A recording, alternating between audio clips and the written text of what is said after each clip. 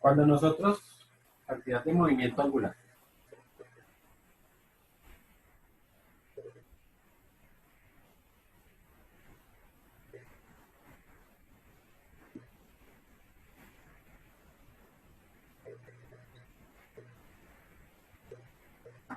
Cuando nosotros vemos, por ejemplo, a un golfista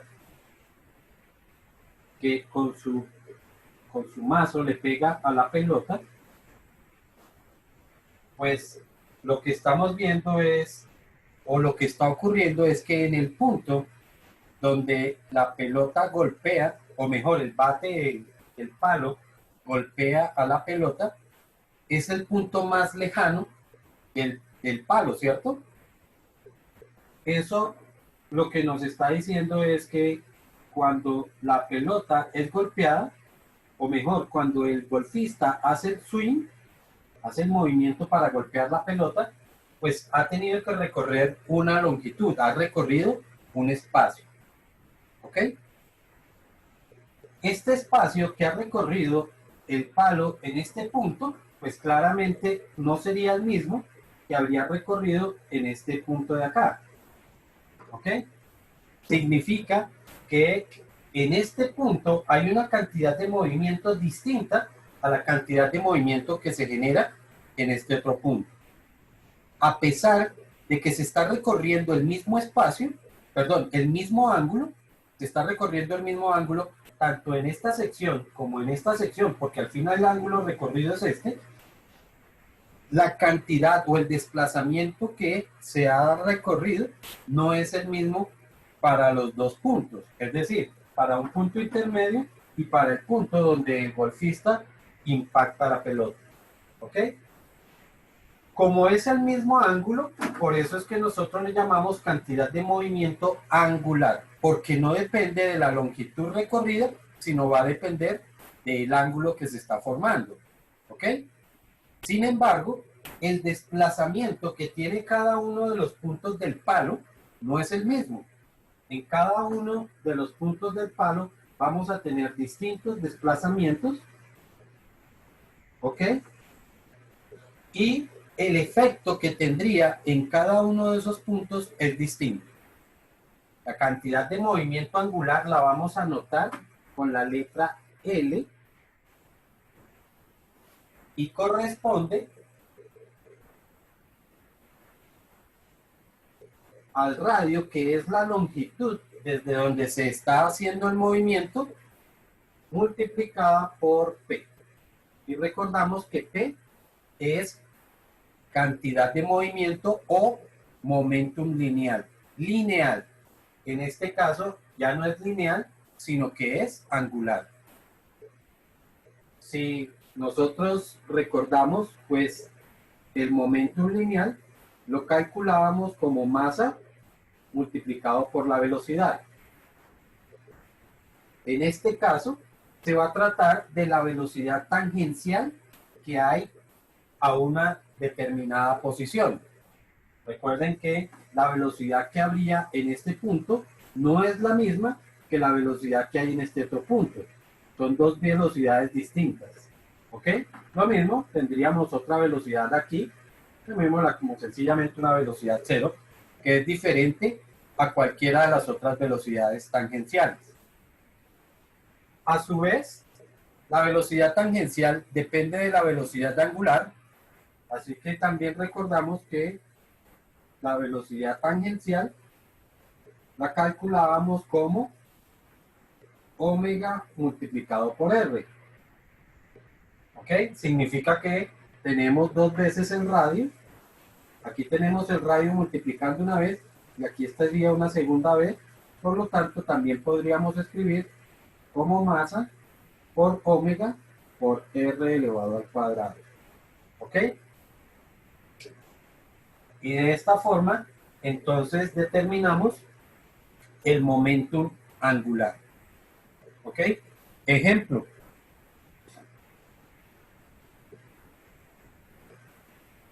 Un golfista golpea la pelota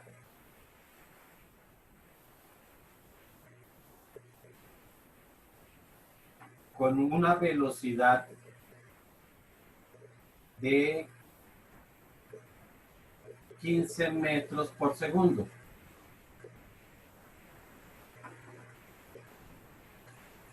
Punto seguido.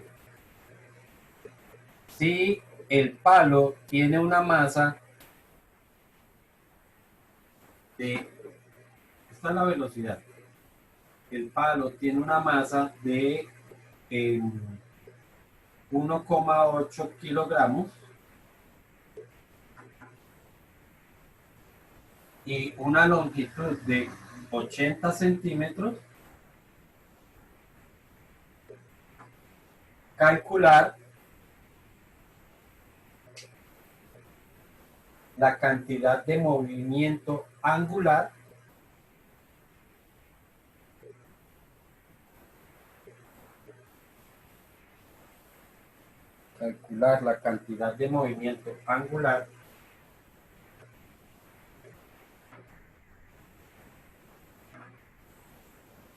que genera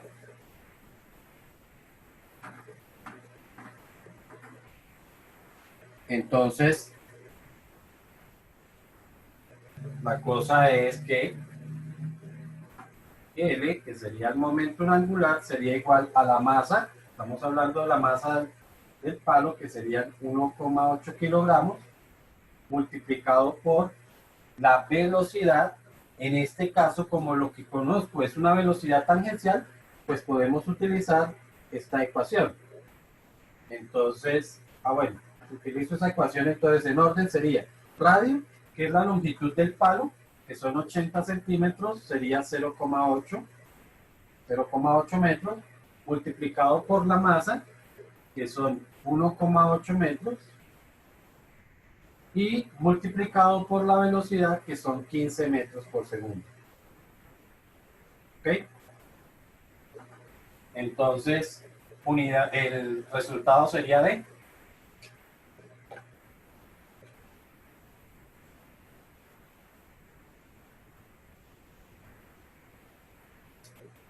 Entiendo, 1,6. 1,6. Unidades.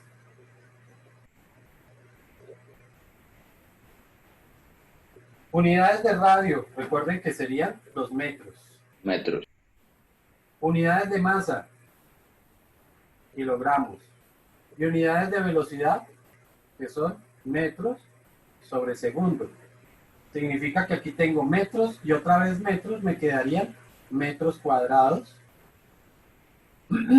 por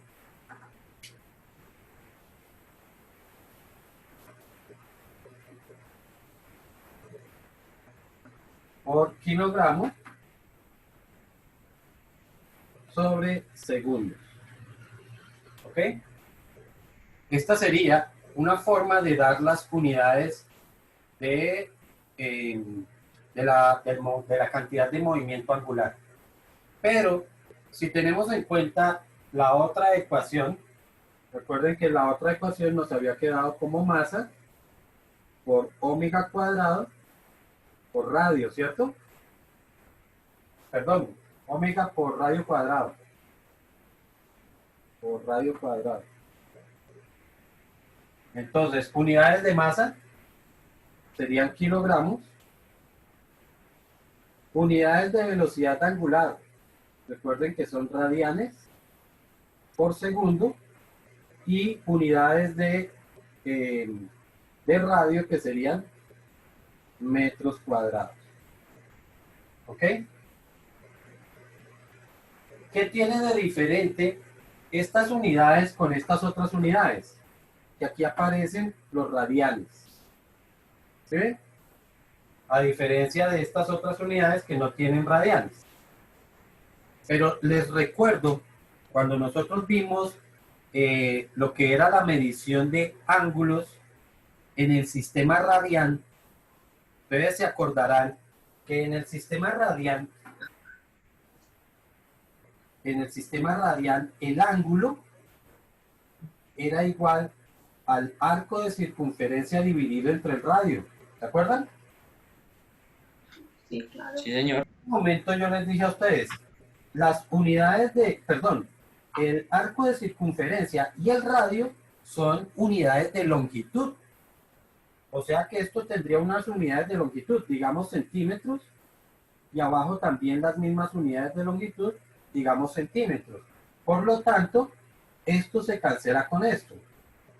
¿Ok? Y en ese momento también les decía que los radianes son una unidad adimensional, es decir, que no tiene unidades como tal. Los radianes es una magnitud adimensional, no tiene unidades. Y démonos cuenta que aquí se cancelan.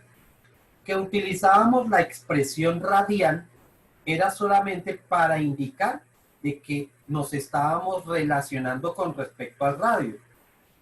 Y entonces les decía que si a mí un ángulo me dice que es de 2 radianes, lo que significa es que vamos a tener un arco, bueno, dice como muy... Lo que significa es que yo tengo un arco de circunferencia que es el doble del radio, eso es lo único que significa. ¿Ok? Pero la palabra radian como tal no es una unidad. Los ángulos en radianes son adimensionales. Por lo tanto, esta expresión realmente es adimensional, es decir, no tiene unidades. Por lo tanto, si ustedes se dan cuenta, si nosotros eliminamos esa expresión radial, pues llegamos exactamente a las mismas unidades. Es decir, a metros cuadrados multiplicado por kilogramos sobre segundos, que realmente se escribe al contrario. Kilogramos por metro cuadrado sobre segundo. Así es que se escribe. En ese orden, pues. ¿Listo? Entonces, estamos concluyendo a que realmente, sin importar cuál de las unidades ustedes utilicen, o mejor, cuál de las ecuaciones utilicen, siempre vamos a tener las mismas unidades que serían kilogramos por metro cuadrado sobre segundo. ¿Listo?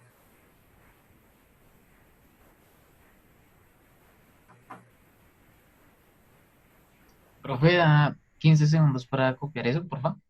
Sí, claro.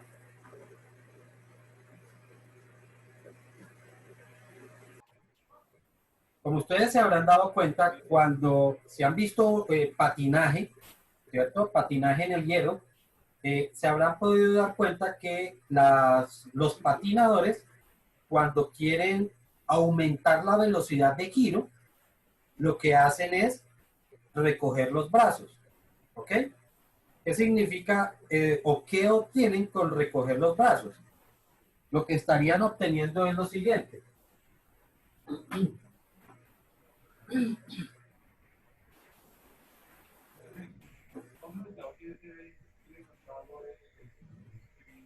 Me refiero es a la velocidad de giro, es decir, a la frecuencia o la velocidad angular. Si sabemos que, o si se mantiene constante, esta velocidad angular, perdón, esta cantidad de movimiento angular, como ella la calculamos como masa por omega por radio al cuadrado, si esto se mantiene constante, ¿cierto? Eso significa que este radio, cuando ellos recogen los brazos, lo que están haciendo es que este radio se convierte en una magnitud más pequeña. Si nosotros despejamos omega, pues este valor que está multiplicando vendría a dividir. La masa se mantiene constante, pero puede seguir pasando a dividir y esto estamos obteniendo un omega. Si yo estoy dividiendo una cantidad, la velocidad angular, por una cifra que se vuelve más pequeña, significa que el resultado se vuelve más grande, ¿cierto? No es lo mismo dividir una cifra, cualquier cifra, por ejemplo, entre 2, que dividirla, la misma cifra, entre 4. Si yo la divido entre 4, lo que estoy haciendo es que este número se hace más pequeño, perdón, al dividirla entre 2, se hace más pequeño que al dividirla entre 4. Entonces, lo que estamos haciendo es que esta velocidad angular aumente. Por lo tanto, el patinador adquiere mayor velocidad de rotación. ¿Ok? ¿Ya está claro? Sí, señor. No, ¿Quién dijo que no? pues yo no entendí lo del patinador, A o sea, la ver, explicación. bueno, vamos otra vez. Vamos a ponerle algunas cifras para que más o menos podamos entender el resultado. Digamos que un patinador de 40 kilogramos, 40 kilogramos, gira con una frecuencia de 2 revoluciones por segundo. O sea que su velocidad angular sería 2 por pi por la frecuencia, eso sería la frecuencia de 2 revoluciones por segundo, ¿cierto? Y que cuando tienes tirados los brazos, la longitud de los brazos más o menos coincide con la estatura de una persona, más o menos. Digamos que es de 1.7 metros. ¿Ok? Recuerden, ¿esto qué sería? El radio de giro que tendría cuando él extiende los brazos, cuando tiene los brazos extendidos. Esto elevado al cuadrado. Y entonces calculemos la velocidad, su momento angular. ¿Listo? Si multiplicamos todo eso, entonces nos daría 40 por 2pi por 2 por 1.7 al cuadrado. Eso nos daría, así, sin multiplicar el pi, quedaría 2312 quintos de pi. Esa sería su velocidad angular. Ya sabemos que estos son kilogramos por metro cuadrado sobre segundo. ¿Ok? ¿Qué pasa si la persona mantiene la velocidad angular, pero al cerrar los brazos reduce su longitud a 80 centímetros? Entonces, veamos, significa que L sigue siendo 2312 quintos de pi. Y esto sería igual a la masa de la persona, que siguen siendo 40, multiplicado por la velocidad angular, que es 2pi, por la nueva frecuencia de giro, por el radio, pero como ahora recogió los brazos, entonces por 0.8 metros elevado al cuadrado. ¿Ok?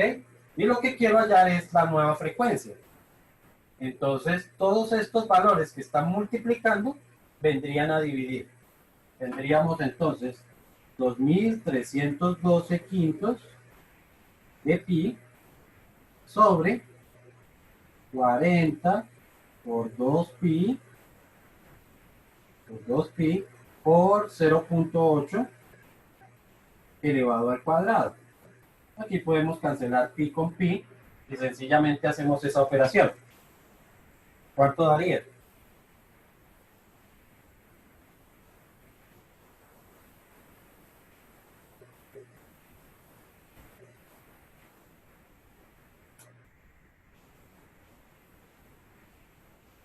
En este caso da 28,37. Esta es la frecuencia.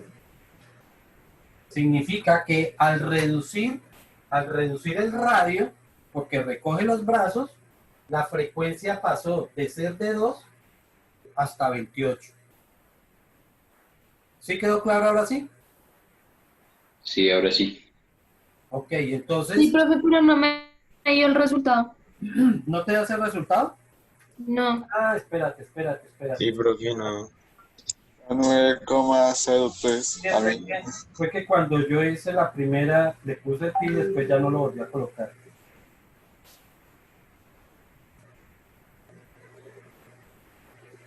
Creo que 17,9.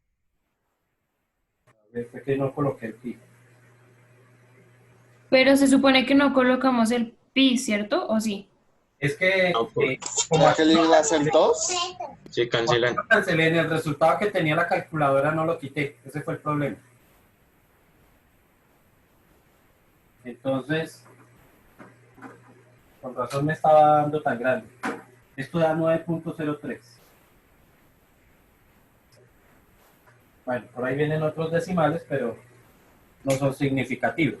Pero de todas formas, estamos viendo que la frecuencia pasó de 2 hasta 9, por lo que está aumentando la frecuencia de giro en el patinador. Eso es lo que buscan los patinadores para tratar de aumentar la velocidad de giro. ¿Ok? Algo semejante ocurre cuando nosotros tenemos un hilo, ¿sí? Yo tengo un hilo amarrado digamos que a un palo, ¿cierto?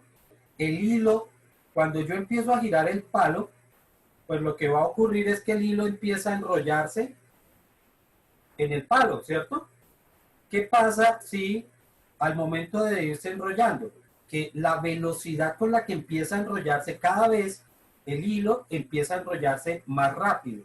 Cuando lo tenemos con una longitud larga, pues empieza a enrollarse despacio, pero a medida que disminuye el radio, significa, o lo que va ocurriendo es que empieza a enrollarse cada vez más rápido. Eso es algo semejante a lo que ocurre aquí. Y él empieza a enrollarse más rápido a pesar de que nosotros empecemos a girar o estemos girando siempre el palo con la misma rapidez, es decir, con la misma frecuencia, ¿sí? Entonces, a pesar de que lo estemos girando con la misma frecuencia, a medida que el hilo se va haciendo más corto, empezamos a ver que se enrolla más rápido. Otra vez pasa lo mismo porque se mantiene constante la cantidad de movimiento angular, pero el radio está disminuyendo, lo que hace que el hilo que se está enrollando empiece a girar más rápido. ¿Ok? ¿Sí está claro? Profe, a mí no me da 9.3, 9,03. No te da 9, a mí me da 9,03125. A mí me da 17.9. A ver, veámoslo para salir de la Sí, a mí duda. también me da lo mismo. Veámoslo otra vez. ¿Este resultado sí les dio o no les dio? Sí. Sí. A mí sí me da 9,03. Sería que no le A pusieron... mí también me da 9,03. Esto recuerden que es 0,8, ¿no? Y que Entonces, además ¿cómo irían los está al paréntesis en cuadrado. las...? ¿Sí colocaron ese cuadrado? Sí, ¿Y señor. profe? Pero los paréntesis en las calculadoras, así. ¿Y sí colocaron un paréntesis acá o no lo colocaron? Y arriba en la división del este. Pues esta no había necesidad, pero bueno. A ver, yo lo hago nuevamente. Es que de pronto ellos lo están haciendo que sea 40,2 y no 40 por 2. ¿Qué será eso? 40 por... 40,2, sí, profe, uy. Es 40 por 2, ¿no? Sí, sí, ya, ahora sí me da. ¿Sería ese el problema? Sí. Ah, ok, bueno. Entonces ya nos quedó claro por qué.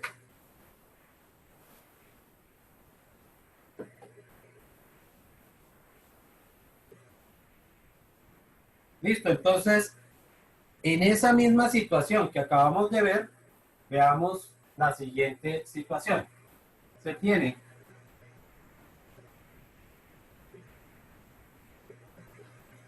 este es un palo, ¿sí?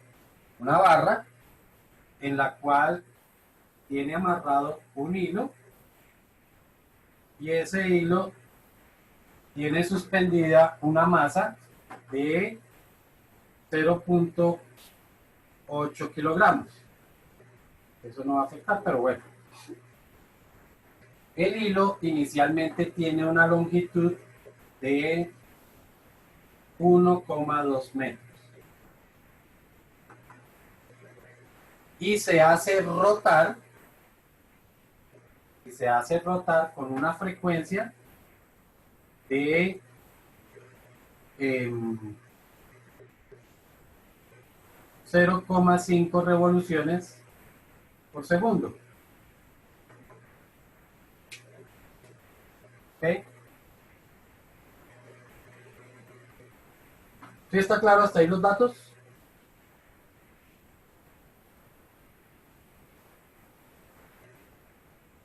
Dice, si el hilo comienza a enrollarse, si el hilo comienza a enrollarse,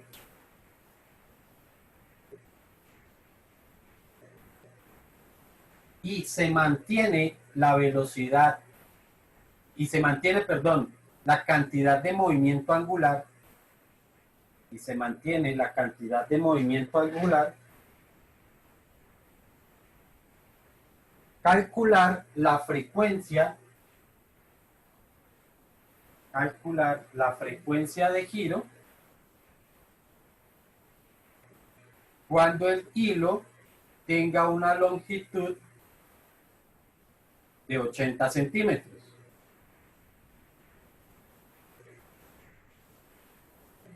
¿Ok? Entonces, ¿Me puedes repetirlo una última vez, por favor? perdón, ¿Longitud de qué? no te escuché la pregunta, ¿qué? ¿Puedes repetir el problema una última vez, por favor? Ok. Se tiene una barra y la barra tiene atado un hilo de 1,2 metros que hace girar una masa de 0,8 kilogramos con una frecuencia de 0,8 revoluciones por segundo.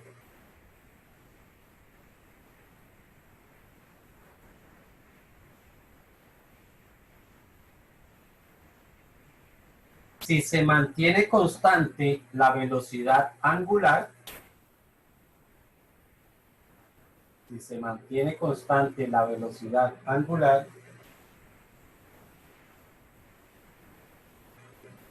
calcular la frecuencia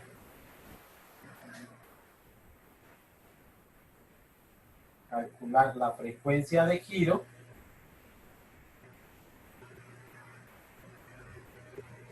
cuando el hilo mida 80 centímetros.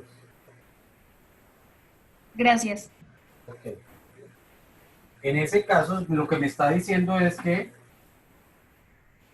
la cantidad de movimiento angular se mantiene constante. Quiere decir que la cantidad de movimiento angular en la condición 1 es igual a la cantidad de movimiento angular en la condición 2. ¿Ok? Y sencillamente vamos reemplazando. Recordamos que la cantidad de movimiento la calculamos como masa multiplicado por omega y multiplicado por el radio elevado al cuadrado.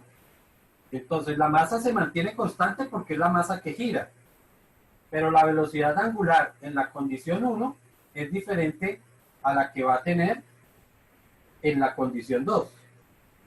Y el radio en la condición 1 vale 1,2 y es diferente al radio que va a tener en la condición 2.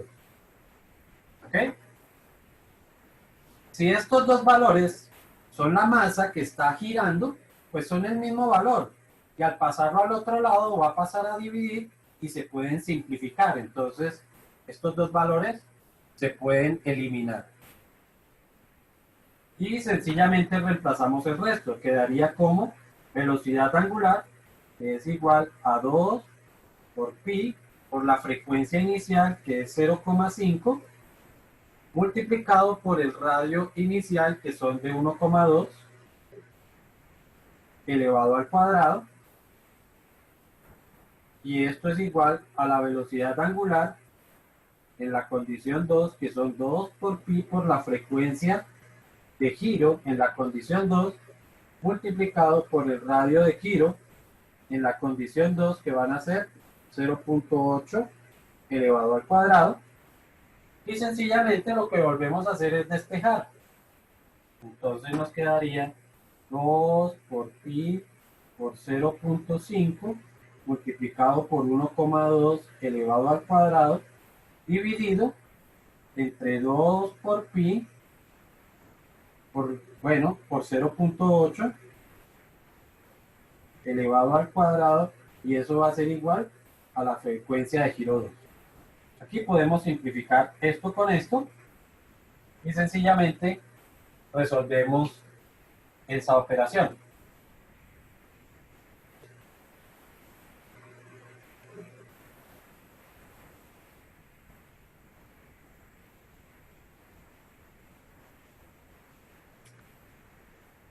A mí me da 1,125.